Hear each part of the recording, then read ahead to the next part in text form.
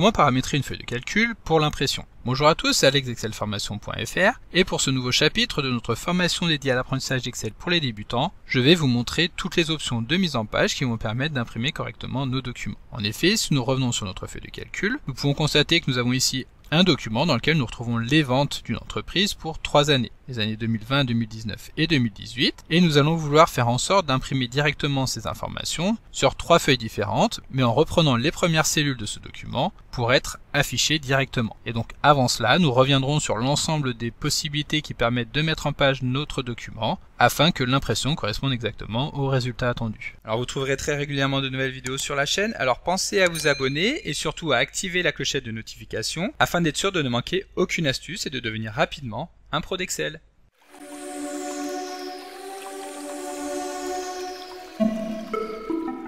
Comme d'habitude, si vous voulez être sûr de bien comprendre tout ce que nous allons voir dans le cadre de cette vidéo, vous pouvez télécharger le support de secours ainsi que son corrigé en suivant le lien que vous trouverez dans la description de la vidéo, ce qui vous permettra de réaliser les opérations en même temps que moi pour bien comprendre tout ce que nous allons voir dans le cadre de cette vidéo. Alors comme vous allez pouvoir le constater, cette vidéo fait directement suite à la vidéo que nous avons vue la semaine dernière, dans laquelle nous avons découvert les 3 possibilités qui permettent d'imprimer un document. Mais évidemment, avant de pouvoir imprimer notre document, nous allons devoir faire en sorte de paramétrer celui-ci afin qu'il apparaisse correctement sur les pages imprimées. Et c'est justement ce que nous allons voir ici en découvrant les fonctionnalités de mise en page. Alors pour paramétrer la mise en page d'une feuille de calcul, nous avons encore une fois plusieurs possibilités. Donc tout d'abord, nous pouvons utiliser le menu mise en page que nous retrouvons dans le ruban et dans lequel nous allons retrouver les 3 groupes mise en page, mise à l'échelle et options de la feuille de calcul qui vont permettre de définir dans les grandes lignes comment nous allons vouloir imprimer notre document. Donc la plupart des fonctionnalités que nous allons voir ici ont déjà été présentées la semaine dernière lorsque nous avons découvert le menu d'impression d'Excel. Notamment, nous avons déjà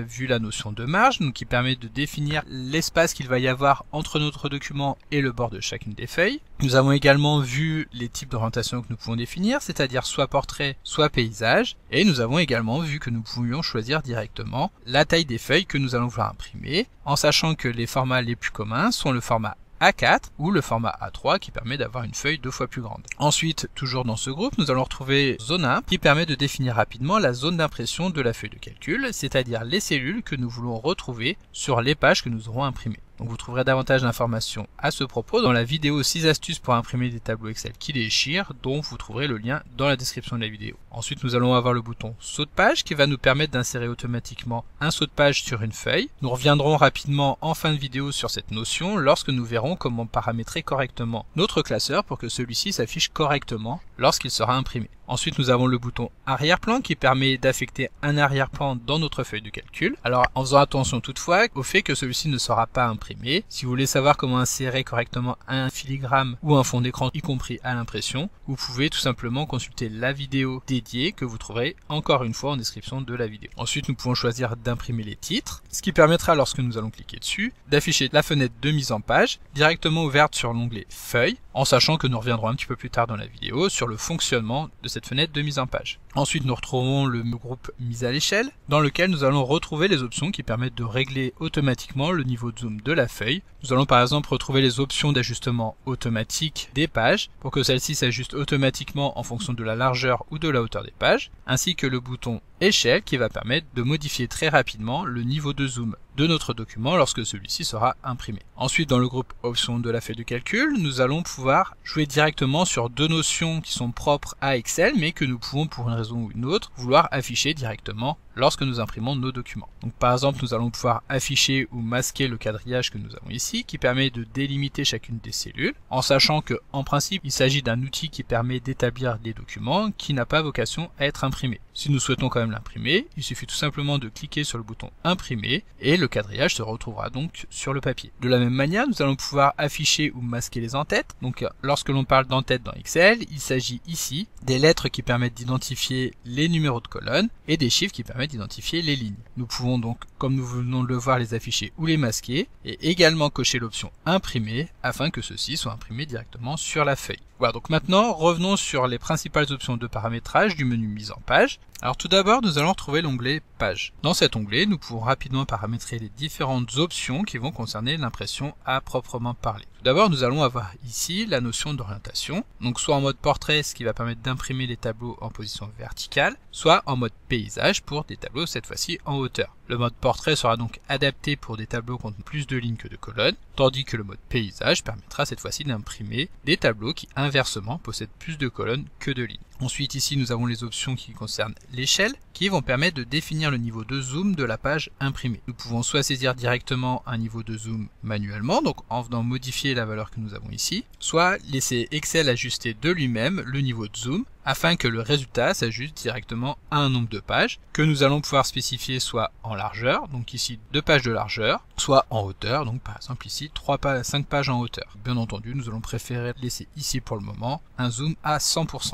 Ensuite, nous allons avoir le format de papier, donc comme nous l'avons vu tout à l'heure, en utilisant l'une des références que nous avons ici, donc A4 ou A3, ou n'importe quel autre type de papier que nous avons ici. Nous pouvons également modifier la qualité d'impression qui est exprimée ici en points par pouce. Donc lorsque nous allons saisir une qualité élevée, cela permettra donc d'avoir une meilleure qualité d'impression, mais à condition bien sûr que l'imprimante utilisée permette d'atteindre le niveau d'impression que nous allons spécifier. Et enfin, nous allons ici pouvoir spécifier directement à partir de quelle page nous souhaitons que la numérotation commence, ce qui permettra par exemple de gérer l'existence d'une page de garde. Par défaut, la numérotation va bien entendu commencer sur la page 1 du document. Ensuite ici, nous allons avoir les boutons imprimer et aperçu, qui vont tous les deux permettre d'accéder à la page d'aperçu et d'impression, donc que nous avons eu l'occasion de découvrir dans la vidéo de la semaine dernière. Et enfin, nous avons ici le bouton options qui permet d'afficher les options de l'imprimante. Les 3 boutons que nous venons de voir ici seront présents sur tous les onglets que nous avons dans la fenêtre mise en page. Donc le second onglet est l'onglet marge, et dans cet onglet, nous allons pouvoir définir, comme le laisse penser son nom, la marge que nous allons vouloir insérer sur la page imprimée. Nous pouvons ainsi ajuster précisément la distance entre les bordures de la feuille et le contenu affiché, donc que ce soit en haut, en bas, à gauche ou à droite, et nous pouvons également définir la distance à laquelle l'entête que nous avons ici ou le pied de page que nous allons avoir en bas de la page devront être affichés. Pour éviter que ces derniers ne se superposent avec le contenu de la page, il faudra bien entendu que les valeurs que nous aurons dans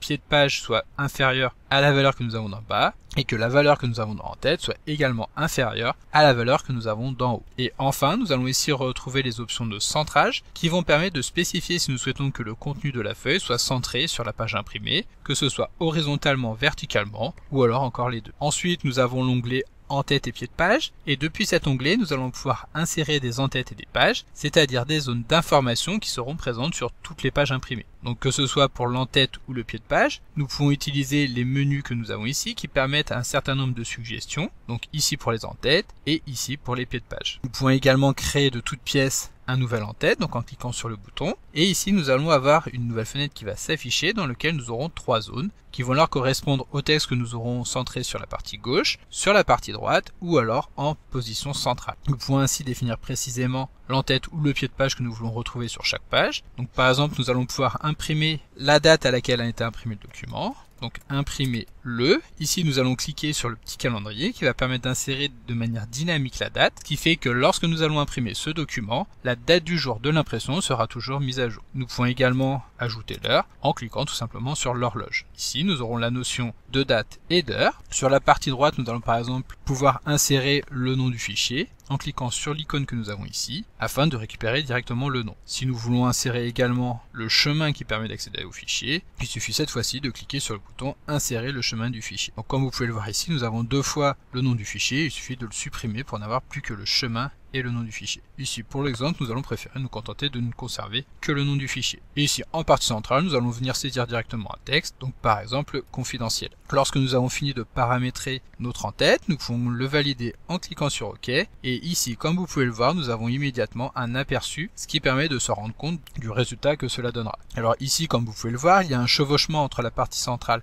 et la partie droite. Il faut évidemment faire attention que ces parties ne soient pas trop importantes, de peine de nuire à la visibilité. Ici, pas de panique, même si dans l'aperçu il y a un problème. Lorsque nous allons nous rendre sur le véritable aperçu avant impression, nous allons pouvoir constater que dans les faits, il n'en est rien. Voilà, nous revenons dans l'en-tête et le pied de page, et nous allons en dessous retrouver un certain nombre d'options que nous allons pouvoir cocher. Tout d'abord, nous allons pouvoir définir si nous souhaitons que les en-têtes et les pieds de page soient différents en fonction de si la page est paire ou impaire. Lorsque nous allons cocher cette option, nous allons tout d'abord pouvoir constater que les menus prédéfinis ne sont plus disponibles. Pour pouvoir insérer un en-tête ou un pied de page, nous allons obligatoirement devoir nous rendre dans la fenêtre de personnalisation, et à ce moment-là, nous allons pouvoir constater qu'il y a deux onglets. Par défaut, ce que nous avons défini tout à l'heure va se retrouver sur les pages impaires, c'est-à-dire les pages 1, 3, 5, etc. Et il va maintenant falloir paramétrer l'en-tête que nous allons vouloir afficher sur les pages. Cela étant fait, nous pouvons valider et nous allons maintenant retrouver l'option première page différente. Donc de la même manière que ce que nous venons de voir ici, nous allons pouvoir définir que la première page doit être différente des autres pages du document. Et donc lorsque nous allons cocher cette option, nous allons retrouver encore un nouvel onglet dans le paramétrage. Et donc maintenant, nous pouvons paramétrer un en-tête différent pour la première page, puis pour les pages impaires qui vont arriver juste après cette première page, et également pour les pages paires. Ensuite, l'option mettre à l'échelle en fonction du document permet de spécifier si nous souhaitons que la taille de l'en-tête ou du pied de page suive directement l'échelle qui est appliquée sur la page, ou si celle-ci doit être totalement indépendante. Donc cette option va être cochée par défaut, mais nous pouvons la décocher lorsqu'un zoom important est appliqué sur la feuille et que nous ne souhaitons pas que celui-ci soit reproduit directement sur l'en-tête ou le pied de page. Et enfin, la dernière option, aligner d'après les marges de la page, permet d'appliquer les marges de la page à l'en-tête et au pied de page. Donc ici encore, cette option est cochée par défaut, nous allons tout simplement la laisser. Et ensuite, le dernier onglet que nous allons retrouver dans cette fenêtre de mise en page est l'onglet feuille. Nous allons tout d'abord voir ici la zone d'impression qui va permettre de choisir simplement les cellules à imprimer. Donc ici, étant donné qu'il n'y a aucune zone d'impression de définie, c'est l'ensemble du document qui sera imprimé. Ensuite, nous avons le groupe titre à imprimer, dans lequel nous allons pouvoir spécifier des cellules à répéter en haut de chaque page imprimée, ou alors des cellules à répéter sur la gauche. Cela sera pratique lorsque nous aurons de grands tableaux et que nous souhaitons que les en-têtes soient systématiquement répétées à gauche de chacune des pages. Ensuite, nous avons le groupe impression, dans lequel nous allons pouvoir paramétrer la manière dont nous souhaitons que la feuille de calcul soit imprimée. Donc nous allons tout d'abord pouvoir activer ou désactiver l'affichage du quadrillage, donc comme nous l'avons vu tout à l'heure. Nous allons pouvoir forcer l'impression du document en noir et blanc, même si l'imprimante que nous allons utiliser est paramétrée pour imprimer en couleur. Ensuite, nous allons pouvoir activer le mode brouillon si celui-ci est proposé par l'imprimante, en sachant que le mode brouillon permet de réduire significativement la qualité d'impression pour en accélérer le temps nécessaire à l'édition. Nous avons ensuite l'option en-tête de ligne et de colonne qui permet d'imprimer les en-têtes de ligne et de colonne, c'est-à-dire comme nous l'avons vu tout à l'heure, les numéros de chacune des lignes et les lettres des colonnes. Ensuite sur la droite nous allons pouvoir définir comment nous souhaitons que les commentaires soient éventuellement imprimés. Donc soit nous souhaitons qu'ils ne soient pas imprimés, il s'agit ici du comportement par défaut, soit nous souhaitons que tous les commentaires soient réunis sur une ou plusieurs pages, donc à la fin du document, soit nous souhaitons les afficher directement comme ils le sont sur la feuille de calcul. Nous avons ensuite la possibilité de paramétrer la manière dont nous souhaitons que les erreurs soient affichées,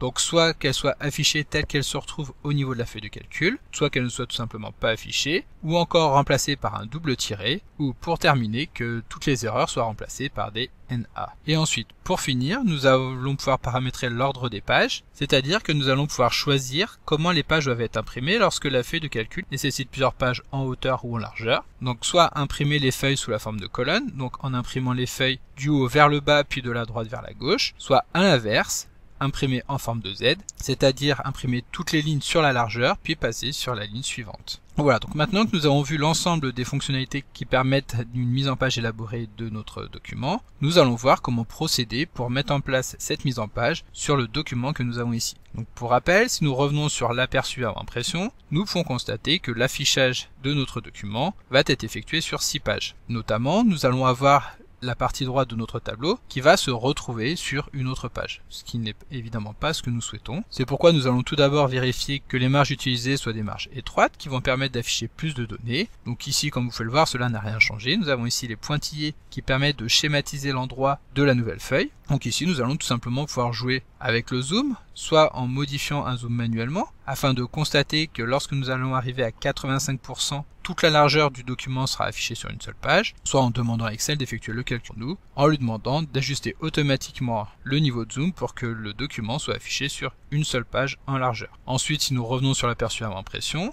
nous allons par exemple vouloir que chaque tableau soit affiché sur une nouvelle page. Pour cela, c'est très simple. Nous allons simplement nous placer ici, donc juste au-dessus du titre du second tableau, et nous allons insérer tout simplement un saut de page en nous rendant dans le menu mise en page et en cliquant sur insérer un saut de page, qui signifie que toute cette partie-là sera sur une autre feuille, et nous allons procéder de la même manière pour afficher le troisième tableau également sur une autre feuille. Cela étant fait, nous revenons dans l'aperçu avant impression. Nous allons effectivement pouvoir constater que lorsque le premier tableau a été imprimé, Excel passe sur une nouvelle feuille. En revanche ici, nous avons uniquement le tableau avec son titre, mais nous n'avons plus les informations concernant la page. Nous allons donc vouloir répéter automatiquement les cellules que nous avons ici, c'est-à-dire les cellules de la ligne 1 jusqu'à la ligne 5. Pour cela, nous allons nous rendre dans imprimer les titres, choisir les lignes à répéter en haut et sélectionner les lignes 1 à 5 comme nous venons de le voir. Lorsque nous avons terminé, nous appuyons sur la touche Entrée du clavier et nous appuyons sur OK pour valider. Si nous revenons une nouvelle fois dans l'aperçu avant impression, nous allons donc constater que la première page n'a évidemment pas été modifiée. En revanche, à partir de la deuxième page, nous retrouvons exactement la même mise en forme, donc avec les premières lignes qui sont répétées et uniquement les données de nos tableaux qui sont mises à jour. Alors ici, comme vous pouvez le voir, l'en-tête est effectivement présent, mais uniquement sur la troisième page. La raison est très simple, c'est parce que nous avons coché les options page paire et impair différentes et première page différente. Si nous les décochons, nous allons retrouver nos en-têtes, cette fois-ci présents sur l'ensemble des feuilles de notre document. Et voilà, donc maintenant il ne nous reste plus qu'un dernier paramétrage. Étant donné que notre tableau est plus large qu'il n'est haut, il va être intéressant de tester si l'affichage en mode paysage va nous permettre d'agrandir un petit peu les informations. Comme vous pouvez le constater, c'est le cas ici. Nous avons donc un tableau qui tient sur l'ensemble de notre page, mais évidemment à ce moment-là, il va également falloir modifier le niveau de zoom, donc en revenant dans notre feuille.